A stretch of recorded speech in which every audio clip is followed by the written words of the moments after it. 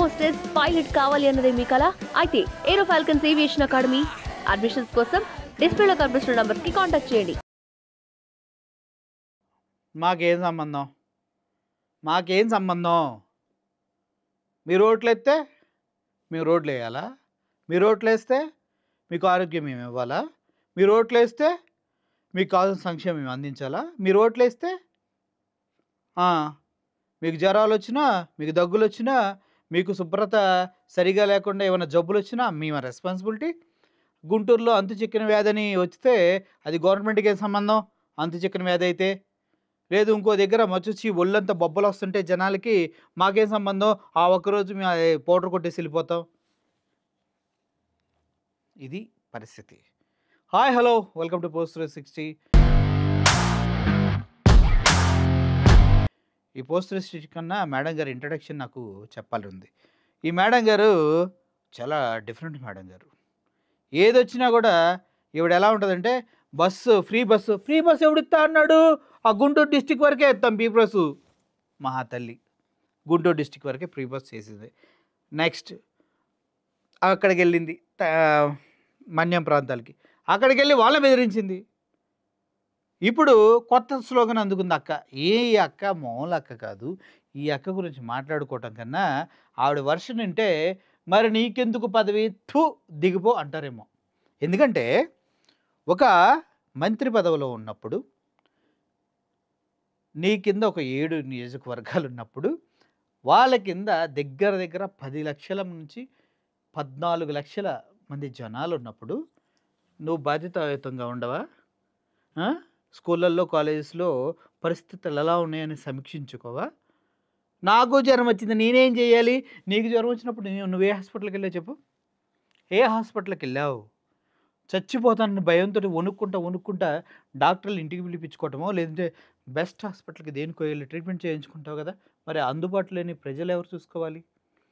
ఆ ఫెసిలిటీస్ అందుబాటులో లేని ప్రజల్ని ఎవరు చూసుకోవాలి? ఈ కోట్లు ఎందుకు వేస్తున్నారు?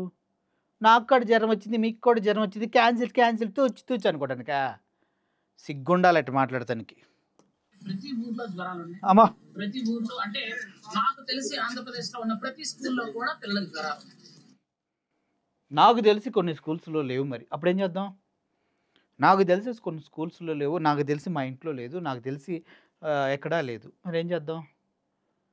నీకు తెలిసి లేవు ఎందుకంటే నీకు నాలెడ్జ్ అంతే ఉందని అర్థమవుతుంది. ఓకే, సోషల్ వెల్ఫేరా, ట్రైబల్ వెల్ఫేరా, బీసీ వెల్ఫేరా, లేదా నార్మల్ స్కూల్స్ అందరికి జ్వరాలు, పిల్లలకి జ్వరం. ఎందుకు వచ్చినాయి మేడం జ్వరాలు? ఎందుకు వచ్చినాయి జ్వరాలు? ఏమన్నా జ్వరాలు ఏమన్నా ఎప్పుడంటే సీజనల్గా వచ్చేసి అందరినీ ఒకసారి పలకరించి లేవా?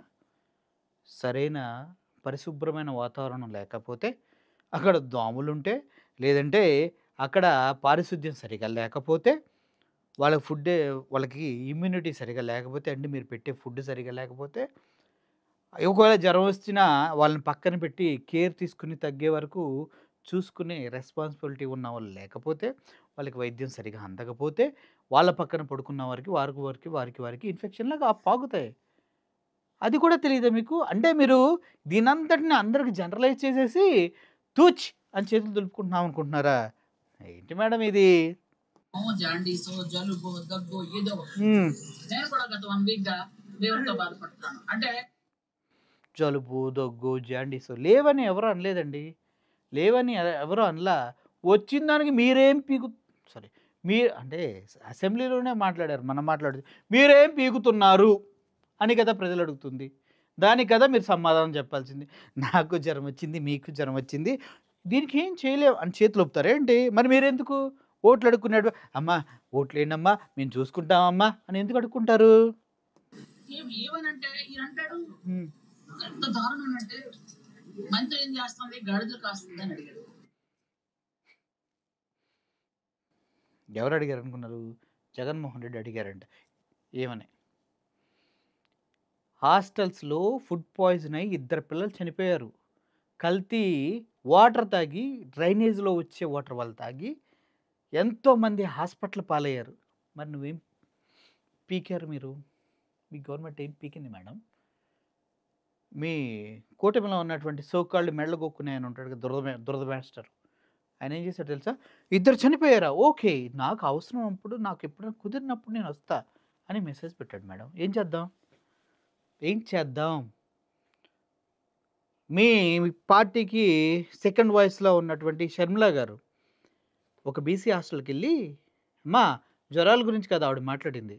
230 మంది విద్యార్థినిలు అంటే ఆడపిల్లలు ఉన్నటువంటి హాస్టల్‌లో కేవలం ఒకే బాత్రూమ్ ఉంది. సిగ్గు లేదా చంద్రబాబు అని అడిగింది. మరేం చేద్దాం అమ్మా? మరేం చేద్దాం? అటువంటి హాస్టల్స్ ఎన్నున్నాయో తెలుసా నీకు? తెలుసా?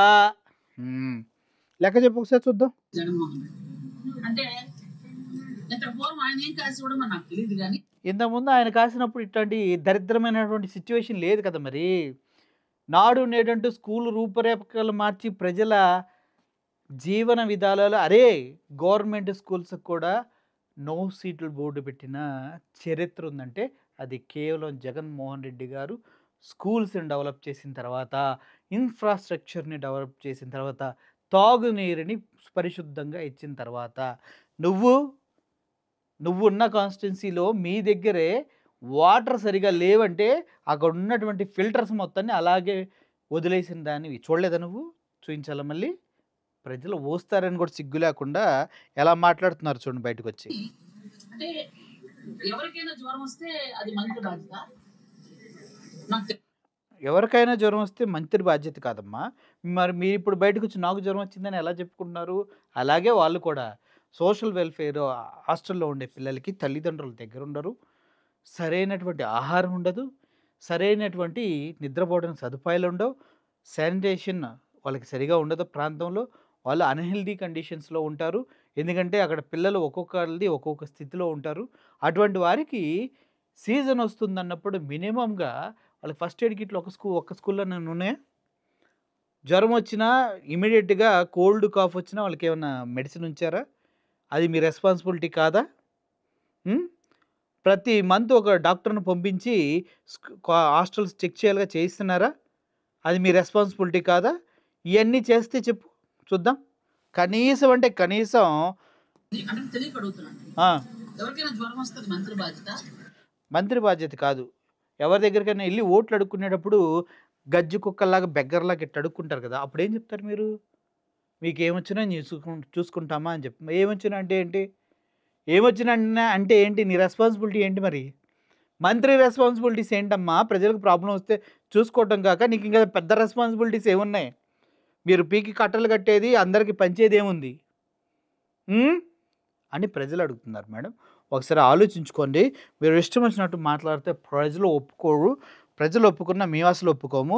మీరు జగన్మోహన్ రెడ్డి హయాంలో అంటున్నారు. అప్పుడు నాడు నేడు స్కూళ్ళు ఎలా ఉన్నాయో, ఇప్పుడు మీ హయాంలో స్కూళ్ళు ఎలా ఉన్నాయో, అప్పుడు వాళ్ళకి పౌష్టికమైన ఆహారం ఏ రోజు ఏది కావాలో దాని మెనూ ప్రకారం ఎలా సర్వ్ చేశారో, ఇప్పుడు మీరు ఎలా సర్వ్ చేస్తున్నారో, అప్పుడు ఉన్నటువంటి హెల్త్ కండిషన్స్, హైజీనిక్ వాటర్ ఎలా వాళ్ళు తాగారో, ఫిల్టర్డ్ వాటర్ వాళ్ళు ప్రతి స్కూల్లో ఎలా ఎస్టాబ్లిష్ చేశారో అందరికీ తెలుసు. మీరు ఇప్పుడు వచ్చి జగన్మోహన్ రెడ్డి గారిని ఏదో నిందలేస్తే సరిపోదు. ఆకాశం మీద ఉమ్మూస్తే మొహం మీద పడిద్దని మినిమం సెన్స్ కూడా లేకుండా మీరు మంత్రి అయ్యారని నాకు అర్థమైందిలే కానీ, దయచేసి ఇంకోసారి అటువంటి ప్రయత్నం చేయకండి. ఈసారి నిజంగానే వస్తారేమో చూసుకోండి. Thank you for watching this video. మీలో కూడా మీ చుట్టుపక్కల పిల్లలు ఎవరైనా అనారోగ్యంగా ఉంటే, వాళ్ళు నిజంగా హాస్టల్స్లో ఉంటుంటే జస్ట్ హెల్ప్ చేయండి వాళ్ళకి. ఎందుకంటే ప్రభుత్వాల మీద నమ్మకాలు పోయి చలి జ్వరాలతో వణికిపోతూ ఉన్నారు బీసీ హాస్టళ్ళు, ఎస్టీ హాస్టళ్ళు, ఇలా హాస్టల్స్లో, గురుకుల హాస్టల్స్లో ఉన్న పిల్లలు. తల్లిదండ్రులు కూడా వెళ్ళి చూసి కనీసం వాళ్ళకి కావాల్సినవి ఫ్రూటో, పళ్ళో, పలహారాలు ఏదో తీసుకెళ్ళి వారానికి ఒకసారో, నెలకు ఒకసారో వాళ్ళకి ఇచ్చిరండి. Thank you for watching this video. Murali signing off. Thank you so much.